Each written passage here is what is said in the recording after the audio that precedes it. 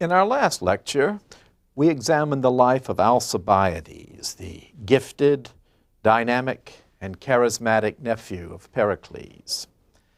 In this lecture, we look at the life of Nicias, and above all, his role as commander-in-chief during the great siege of Syracuse by the Athenians from 415 to 413 BC, one of the most momentous events in the history of Greece, and indeed in the history of the world.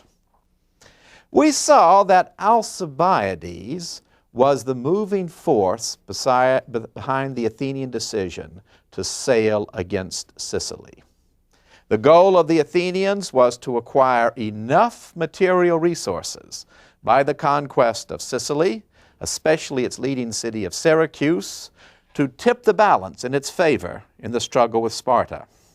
Alcibiades represented that political idea in Athens that peace and coexistence with Sparta were not possible. The war had to be renewed and fought to an absolute victory. It was indeed a true national war in which both Athens and Sparta and their allies stretched themselves to their limits. It had the character of an ethnic conflict, with most of the Dorian states supporting Sparta, and with the Ionian states on the side of Athens. And with the Athenian decision to sail against Sicily, it took on the character of a true world war, encompassing the whole of the Greek world, Italy, Sicily, as well as Asia Minor and Greece itself. Alcibiades was the moving force. But shortly before the expedition sailed, there had been a religious catastrophe from the point of view of the Athenians. The small statues called the Hermes, the statues of Hermes that stood at the crossroads in Athens, had been mutilated. Alcibiades had been accused, but no trial had been held, and he was allowed to sail off as one of the three commanders-in-chief. One was Alcibiades, one was Nicias, his bitter personal and political enemy, and the third was Lamachus, the experienced soldier. And such a decision to divide command was typical of the Athenian democracy. It was always suspicious of concentrating too much power in the hands of any one man. And so Alcibiades, in favor of the expedition, Nicias opposed to the expedition, and Lamachus as a buffer between them. After the expedition had arrived in Sicily, after it had been disappointed in its projected hope of help from the Sicilian cities, Alcibiades had been called back home, summoned home by an arrest warrant to stand trial for impiety, the mutilation of the Hermes. And we left the story with Alcibiades jumping ship in Italy and disappearing. This left Nicias and Lamachus in command. Let us look at the army which they commanded and the fleet. They sailed with sufficient forces to defeat Syracuse. The Athenians did not underestimate the size of this task. 134 triremes, the best triremes in the Greek world, rowed by the best sailors, the Athenians, free citizens rowing these great warships.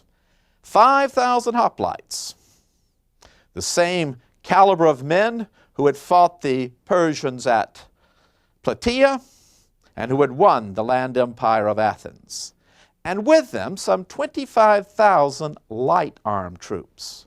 Because in the interval since the Persian Wars, the Greeks had become accustomed to use with great skill lighter troops, archers, slingers, who with their slingshots could strike dead a man at 70 yards.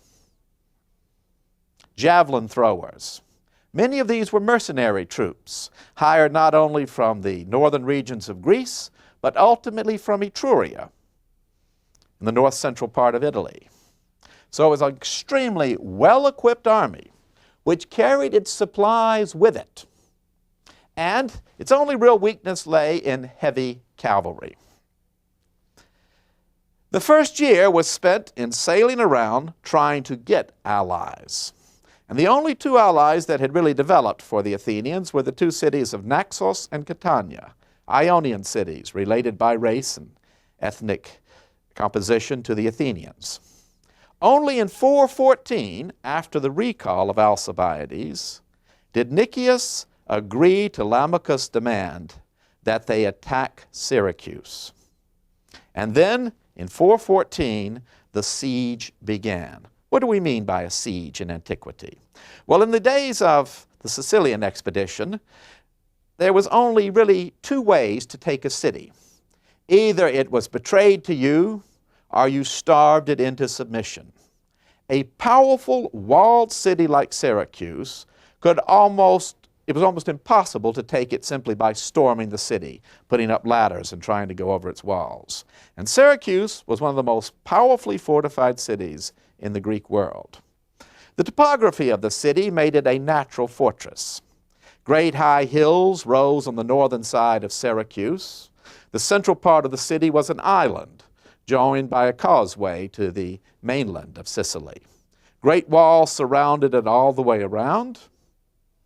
It had two harbors, a great harbor on the south and a small harbor on the north.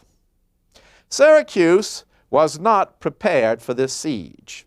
It had a minimal naval force, and it had a citizen militia. It did, however, have a superb leader, a general and a statesman, Hermocrates. He had long urged the Syracusans to be ready for battle, and finally, when the Athenians came and began their siege, his fellow citizens were willing to listen to him. Now, the goal of the Athenians was to blockade Syracuse by land and by sea, and hence to cut off any supplies or reinforcements from reaching it. The Athenians had some natural allies in the native people of Sicily, the non-Greek people of Sicily, who looked upon Syracuse as an oppressor, and they began to draw supplies and reinforcements from these native people, the Sicels. Nicias then established, outside of the walls of Syracuse, a round fort. And he began to build a wall stretching both down to the great harbor on the south side and towards the little harbor on the north side. And such a wall would have cut off all reinforcements from land. So absolutely superior were the Athenians in terms of their naval power, that the blockade was almost an afterthought. The Syracusans did not have a real navy, and so powerful were these 134 triremes that they simply sailed back and forth, dominating any sea access to Syracuse. The first attempts by the Syracusans to stop the Athenian siege were feeble. What the Syracusans needed to do was to build a cross wall. In other words, to build a wall out from Syracuse that would intercept the siege wall that the Athenians were building, blockade the Athenians, and leave open a passageway by which reinforcements could arrive. The first attempt at doing this failed. The Syracusans were driven back with heavy losses, and only their heavy cavalry prevented a total rout and the Athenians from being able to break into the city walls. The Syracusans tried again, and this time they were driven back with heavy loss, but in the fighting, Lamachus was killed. He died a brave soldier's death. A group of his troops were cut off, and he went to their rescue and was cut down sword in hand. But he was now gone, and the entire weight of command rested upon Nicias. He was a man already of advanced middle age, not in particularly good health, and never in favor of this expedition. He is a man, Nicias, who would be at home today in politics. He wanted office not for the opportunity to do something creative, but simply to hold office. He was very wealthy in his own right. He owned silver mines. He had some 1,000 slaves who worked for him. He was a man cautious by nature.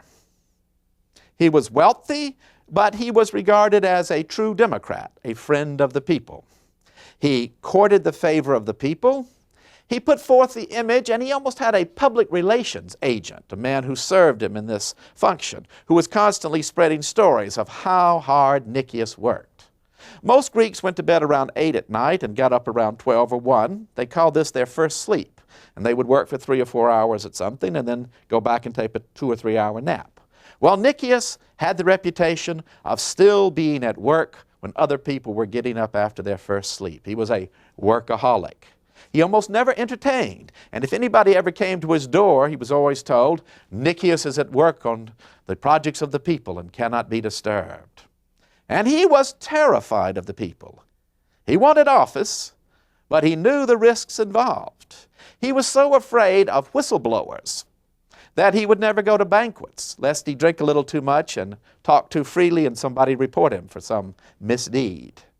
And he worried that he would be held to account for his deeds in Sicily, because every Athenian had the right to bring a charge against any magistrate. And Nicias, as a general, was a magistrate. And every one of the Athenian citizens serving under him was not only a soldier subject to discipline, but a voter who could go back and bring charges. And Nicias was not a harsh disciplinarian. And after the Syracusans had been defeated twice, after it seemed that they had no spirit left in themselves, and without Lamachus there to hold Nicias to a higher standard, Nicias let discipline go. He completed the wall down to the Great Harbor on the south side. But building the wall to the north, down towards the Little Harbor, was really laborious. Heavy stones had to be cut, they had to be lined up, and the men just didn't want to do it. It was hot, summertime, year 414, they just didn't want to do it, and Nicias didn't push them, because the Syracusans seemed on the brink of surrender. Nicias had informants inside the city of Syracuse, and that is what they reported. We are on the brink of surrender. And so he left a passageway that could bring relief into Syracuse. But they were beaten. And the Syracusans, in fact, thought they were beaten. Even Hermocrates could not keep spirit in them. And so it was on a hot July day that the men of Syracuse made their way towards their assembly. Now, Syracuse is a rich city, and it is a democracy, just like Athens. And these men would have to vote to negotiate for peace with the Athenians. And that seems the only way left, because if they fight and are captured, they know what the Athenians will do to them. The same thing they did to the Melians, kill all the males and sell the women and children into slavery. The example of the Melians hung over Syracuse. And so they were making their way to the assembly on this day, when suddenly an electric current began to run through them as they entered the assembly. For a stranger was there. He was a Corinthian admiral. Syracuse was a colony of Corinth. It maintained close ties with its mother country, and there was a Corinthian captain, Gongylus. I bring you news, he said. The old motherland is coming to your aid. Troops and ships are on their way, and with them a Spartan general to assume command. And soon he was there, wearing his hair long down the back in 6 braids, his only concession to the heat to have taken off his helmet, his purple cloak wrapped around him, the Spartan general, Gylippus. We have come to your aid. From Thebes they have come, from Corinth and from Sparta. Ships and men and supplies. And we have come through the very passageway that your Athenian enemies left open.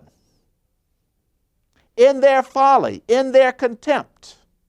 And now we will secure that passageway and more supplies will come. And I tell you this, if you will submit to my discipline, we will win. For we Dorians, Syracuse is a Dorian city, we Dorians always conquer the Ionians.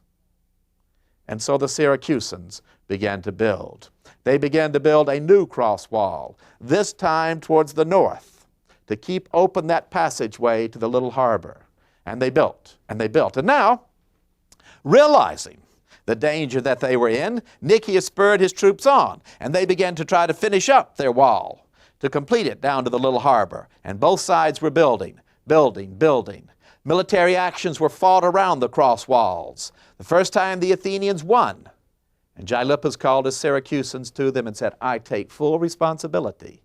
I put you into narrow of a formation. I did not adequately use our superiority in cavalry. It is all my fault. But we will learn from our mistakes every time. And this resolute soldier attitude of taking responsibility only increased the fervor of his Corinthians, because these were men fighting for their lives, fighting for their families. And so they built and they built and they built until suddenly they had built the wall far enough that the Athenians could not complete their siege works. And now that passageway would stay open as long as the Corinthians defended it. And more troops were pouring in every day to give them superiority in numbers.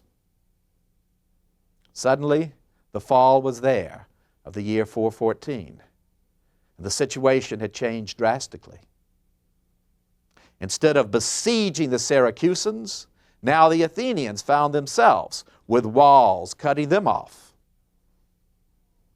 And every day in the harbor could be heard the sound of ships being built by the Corinthians under the charge of Gylippus.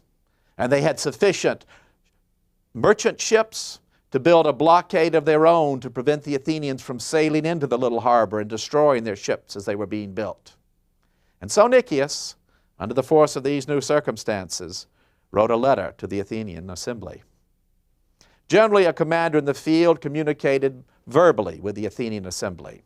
This time, Nicias took the serious opportunity to write down every word and ask that this letter be read to the Athenian assembly. I do not bring you good tidings, he said. The situation has changed enormously. Through no fault of mine, reinforcements have reached the Syracusans. Spartans, Thebans, other of their allies. They have finished a wall which prevents our complete encirclement of the city. And in point of fact, we are now besieged. We could sail away, and that is my recommendation to you. We sail away, give up this siege before it turns into a disaster. At this stage, we cannot win anymore. The only hope would be with massive reinforcements, an expedition just as large as the one you sent out under me. I advise against that. Whatever you decide to do, I wish to be relieved. My health is not well. I have serious stomach problems. I must come home. Weighty words for the Athenian assembly. But that people, the Athenians, never gave up. They had a will to power that was unconquerable. And so faced with this challenge, they did not write and say, evacuate. Instead, they said, we are sending a second expedition. It will be nearly as large as the first expedition. We will send out new generals, but you are to remain there. You are commander-in-chief, and you will stay there. And so the word was brought to Nicias. All through that winter, the Athenian ships beached without proper care, without the opportunity to sail around, and with Nicias not using appropriate discipline, grew more and more unseaworthy, and the sailors fell out of practice. And siege warfare is a difficult thing to endure. It's one thing to get your adrenaline all up and fight a battle that's over in a day, to sit week after week, month after month, to sit through a cold winter in Sicily where the rain pounds down upon you, where the food begins to mold and maggots get in the salt pork. It's difficult. And the Athenians, who were used to conquering, began to feel a certain anxiety that they had never felt before. And then the spring came with it, the spring of the year 413. And suddenly, sailing out from the little harbor was a new Syracusan fleet of 80 ships. They first fought their first sea battle with the Athenians. The Athenians came out in their ships and showed themselves to be still masters of the water. They beat the Syracusan fleet and drove the Syracusans back into the little harbor.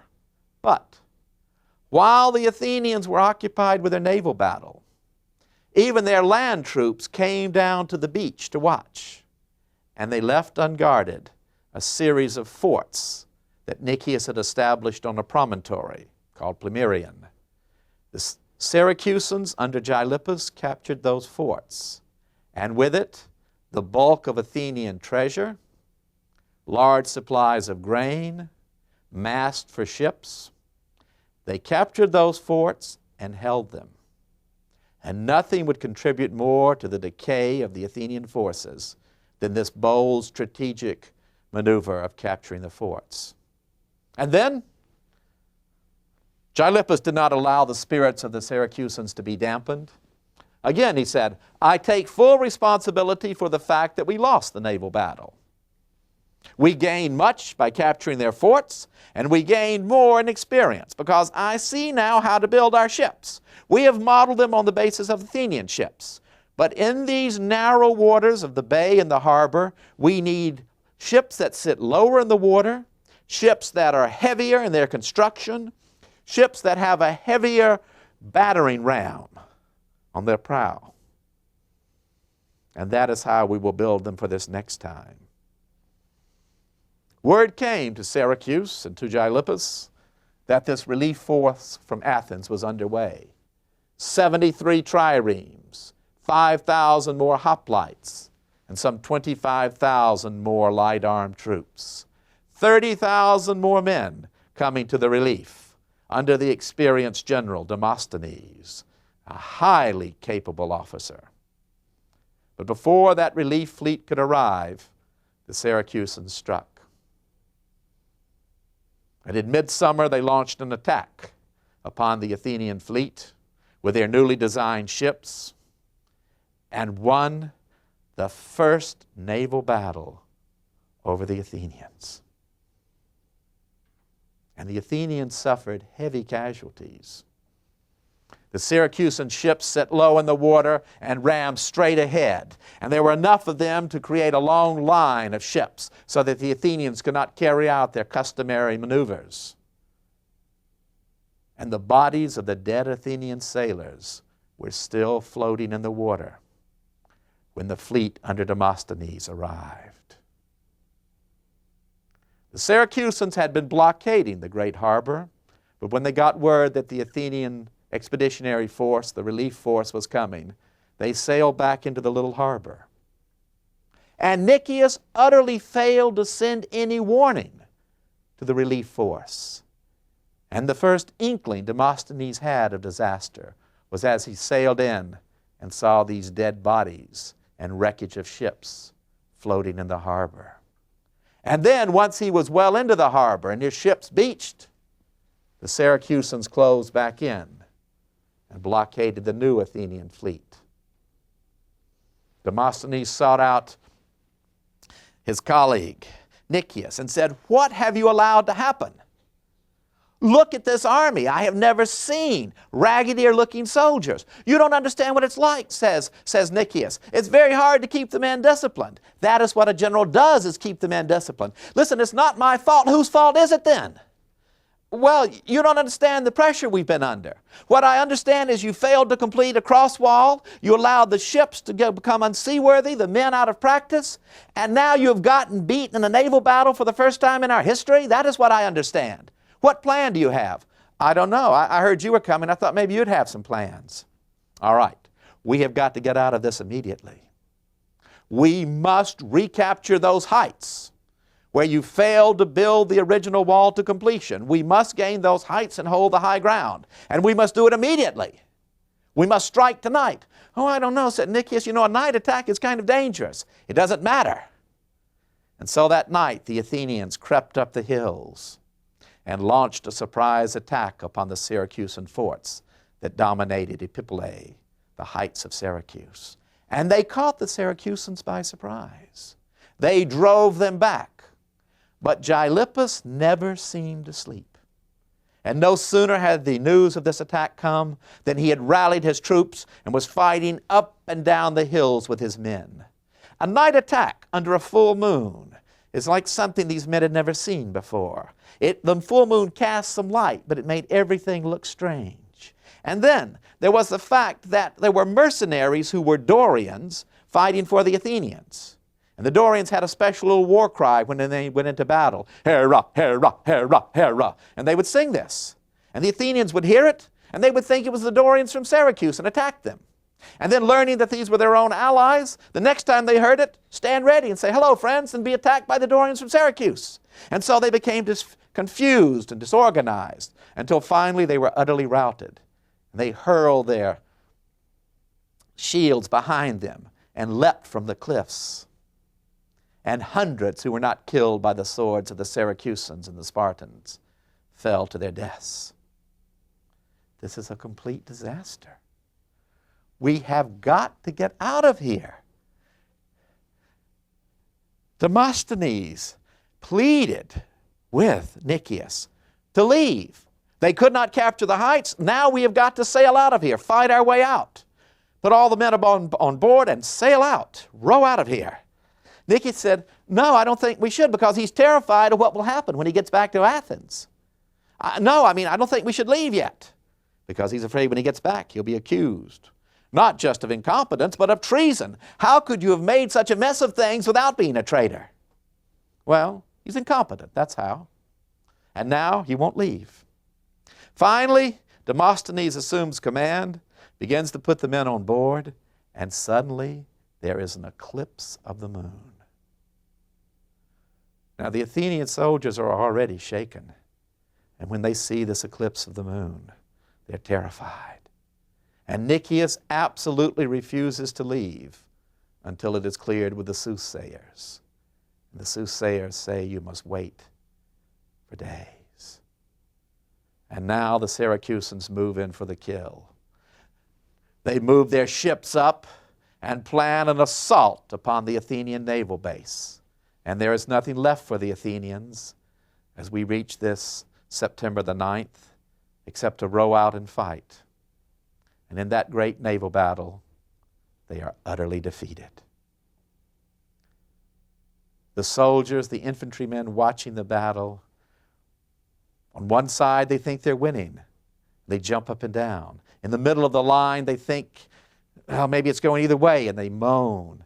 And at the far end of the line, they see their ships broken, and they weep. And when it is over, there is nothing left except to flee. Nicias still delays 2 days, and then the army moves out by land down towards the south, hoping to cut into the interior and find help among the native peoples. It is the most pitiful scene. Men weeping, don't leave me behind, but I can't carry you, you're too weak. Don't leave me behind. Brothers holding on to the ankles of their brothers, being dragged along, begging to be carried away. And then the Syracusans begin their attack and assault all along the way, until finally this broken army of Athenians on September the 16th reaches a small river, the Asinaris. They are so thirsty that they fall down into the river and begin to drink the water. And suddenly the Syracusan army comes over the hill and attacks them, butchering them there in the water. The Athenians so thirsty that they keep drinking up the water, even though they're being murdered by the hundreds, and intestines float in the water. And finally some of the Spartans even began to throw up, so sickened are they by the disaster. Until finally Nicias crawls up to the feet of Gylippus and says, please let us surrender. And so that Athenian army surrenders. The Athenians are taken and thrown into the quarries of Syracuse as a prison. And there they are kept through the whole long, sickly, cold winter on a pint of barley and a half pint of water a day, with no means of burying their dead, no means even of going to hygienic bathrooms. And they die, first by the dozens, then by the hundreds, and then by the thousands. And of that great fleet that sailed forth, of those hundreds of ships and thousands of men who sailed forth from Athens, believing that the destiny of Athens lay in the west, as an ancient oracle told them, found that destiny, a destiny of defeat and disaster. And of all those ships and men, only a pitiful few ever returned. And Nicias, that most incompetent of generals, found his reward. He was tortured to death by the Syracusans, and his mangled body thrown outside the gates of that city he had tried to conquer.